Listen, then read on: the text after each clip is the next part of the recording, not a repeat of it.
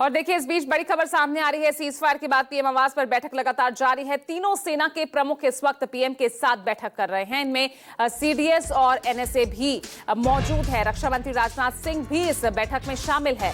तो पीएम आवास पर यह हाई लेवल मीटिंग बुलाई गई है। तीनों सेना के प्रमुख यहां इस मीटिंग में शामिल है, पीएम आवास पर ही मौजूद हैं।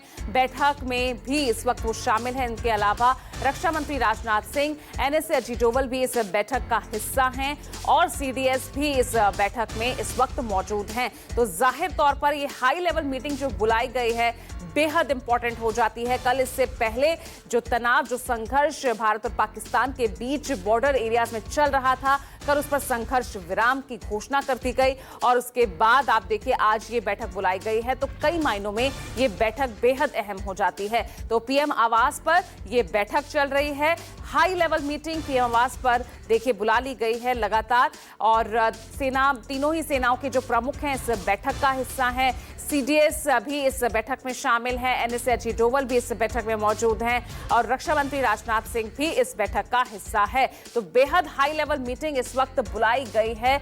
बहुत इंपॉर्टेंट ये मीटिंग लग रही है जिस तरह से जो इस वक्त ये बैठक बुलाई गई है। कल इससे पहले भारत पाकिस्तान के बीच चल रहे संघर्ष को युद्ध विराम का ऐलान कर दिया गया है। हालांकि उसके 3 घंटे के अंदर ही पाकिस्तान की तरफ से इस युद्ध विराम का उल्लंघन भी किया गया, लेकिन भारत ने चेता दिया कि अब अगली बार इसी तरह की भी जो टेरर एक्टिविटी होगी उसे एक्ट ऑफ वॉर की तरह समझा जाएगा। भारत हर कार्रवाई का, जो भी एक्शन लिया जाएगा पाकिस्तान की तरफ से, उसकी बड़ी जवाबी कार्रवाई भारत की ओर से की जाएगी।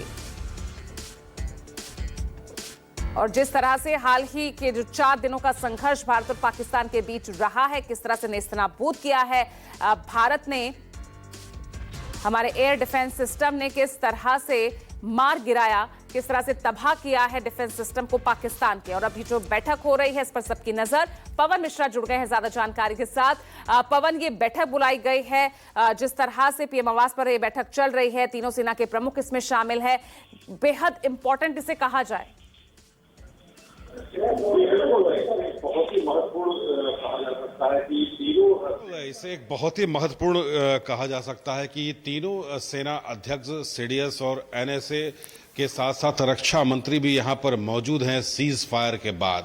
अब देखिए, इससे पहले जो ट्रंप का ट्वीट आया था, ये कहा गया कि सीज फायर के लिए अमेरिका के राष्ट्रपति ने पहल किया, दोनों देशों को समझाया, कई तरह की बातें आप देख सकते हैं। लेकिन आप अंदेशा लगाइए कि इसी तरह की जो है बिचौलिए का काम किया गया था। रूस यूक्रेन का जब युद्ध हुआ था तो उस पर भी सीज फायर रूस की तरफ से किया गया, लेकिन सीज फायर जो है बाद में रूस ने नहीं माना। जब अंतर्राष्ट्रीय स्तर पर ये यूक्रेन की तरफ से ये कहा जाने लगा कि रूस हमसे डर गया है और पूरी रशियन सेना हमसे डर गई है, तो सीज फायर जो अमेरिका की तरफ से लगाने की जो कोशिश किया गया था उसको हटके फिर से एक बार जो है रूस ने यूक्रेन पर अटैक करना शुरू कर दिया था।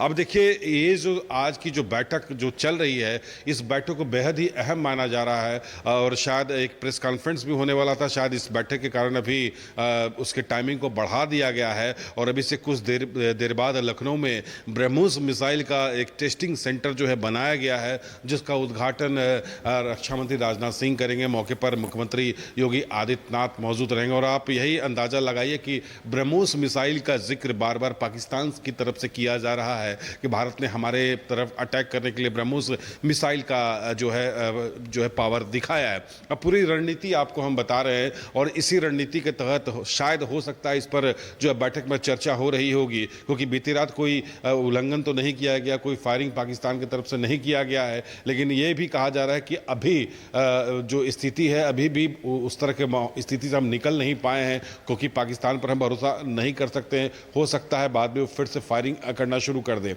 लेकिन हमारे देश की सेना का बार बार वो जो कहते हैं ना कि वो टेस्टिंग करना, पावर को आंकना, हम कितनी मजबूती में हैं, हमारा लक्ष्य कितना है, हम बॉर्डर पर कितनी ताकत के साथ मौजूद है तो देखिए हल्के ड्रोन का इस्तेमाल कर रहा है। कभी कभी वो इस तरह का ड्रोन वो भेज रहा है जो आप देखिएगा आमतौर पर शादी विवाह में आप देखिएगा कि जिस ड्रोन का इस्तेमाल किया जाता है फोटो लेने के लिए, वीडियो बनाने के लिए, उस तरह का ड्रोन जो है पाकिस्तान की तरफ से भेजा जा रहा है और टेस्टिंग किया जा रहा है। लेकिन उस ड्रोन को मारने में जो हमारे जो रक्षा सूत्र बताते हैं कि एक जो मारने में जो मिसाइल छोड़ा जा रहा है उसकी कीमत 2 से 3 लाख रुपए होती है। तो हमारा तो खर्च आगे बढ़ ही रहा है और वो क्या कर रहा है, वो टेस्ट कर रहा है, वो जी वो मॉनिटरिंग पूरा इस तरह आप कर रहा है। लगातार तो बने रहिएगा, बहुत ही इंपॉर्टेंट ये मीटिंग है, जैसे खत्म होती है आपके पास फिर लौटेंगे।